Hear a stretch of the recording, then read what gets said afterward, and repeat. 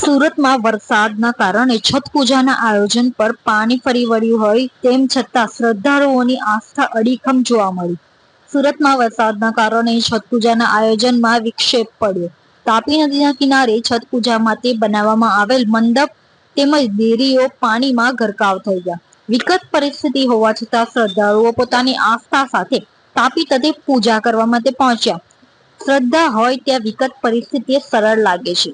Causeway ખાતે નદી કિનારે લોકોએ સુરક્ષા અને સાવચેતીનું ધ્યાન રાખીને આસ્થા સાથે કિનારા પાસે છઠ પૂજા કરી.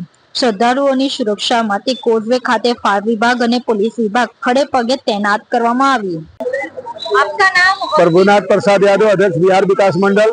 बियर कम कोजियों पर पूजा हो रहा है और जो है और घाट तो पानी में डूबा हुआ है, लेकिन यहाँ पर छठ व्रतियों को बहुत बढ़िया से पूजा करने का इस समय तक अवसर प्राप्त हुआ है।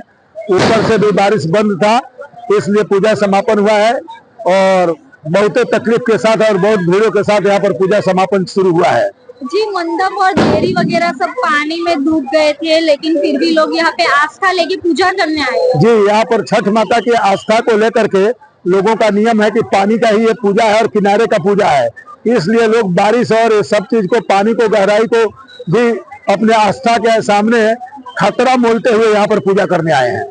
यहाँ पे फायर और पुलिस तंत्र की किस तरह से सुरक्षा सब तैनात है? फायर और पुलिस का बहुत बढ़िया कामगिरी रहा है। उसमें सबसे एक नंबर में चौक बाजार के पीआई साहब का, उनके नेतृत्व में जो स्टाफ है वो 4 दिन से दौड़ा पर है और ज्यादा से ज्यादा वो लोगों का यहाँ पर सहयोग मिला है। आपનું નામ? મારું નામ નરેન્દ્રભાઈ પાંડવ, લાઇટ એન્ડ ફાયરના વાઇસ ચેરમેન તરીકે અત્યારે પદ નિભાવ્યું છું. આજે છઠ પૂજાને લઈને કોઝવે પર કેવી રીતે તૈયારી? આમ તો ગઈકાલે ઉપરવાસમાં ઉકાઈના કારણે પાણી છોડવામાં આવેલ હતો, તેના કારણે થોડી તકલીફ પડેલ હતી. પણ બિહારી સમાજને એક તો પહેલા હું છઠ પૂજામાં દરેકને શુભકામના આપું છું.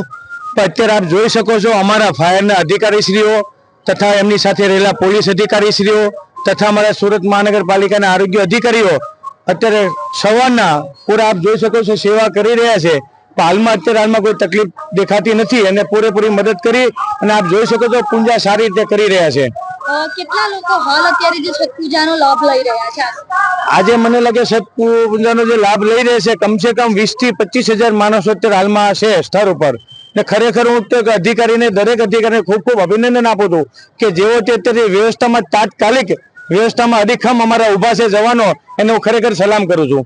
જે ફાયર વિભાગ દ્વારા કઈ રીતે બોટની વ્યવસ્થા છે અને પોલીસ તંત્ર દ્વારા કઈ રીતે ખડે પગે સુરક્ષા છે? આજે ફાયરની જે એની ફરજ નિભાવી રહ્યો છે આપ જોઈ શકો છો તો એક એક જગ્યાએ ખુરશી રાખીને બેઠા છે. અને અમારી તમે જો તો હોડી જે સ્ટીમર કે જે અત્યારે ફાયરમાં વિઝિટ કરી રહી છે અને પોલીસ અધિકારીઓ તેમને જે અવર જવર માટે જે અવ્યવસ્થા ના થાય તેમની એ લોકો સુવિધા કરી રહ્યા છે હાલમાં.